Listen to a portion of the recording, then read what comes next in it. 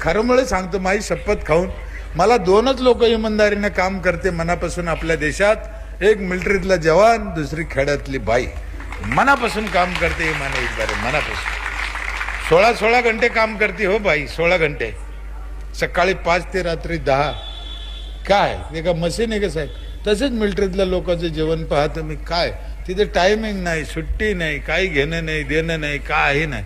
ती पोरगी कितवीला आहे? ती पलीकडली, ती कडीला बसलेली ताई पोरगी, तू अंगी ती घालून उभा राहा का ताई?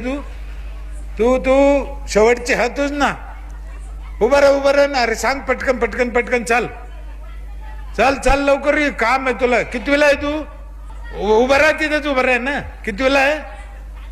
7वीला आहे का? गणित येतं ना थोडं थोडं? मी एक गणित विचारतो ताई तुला.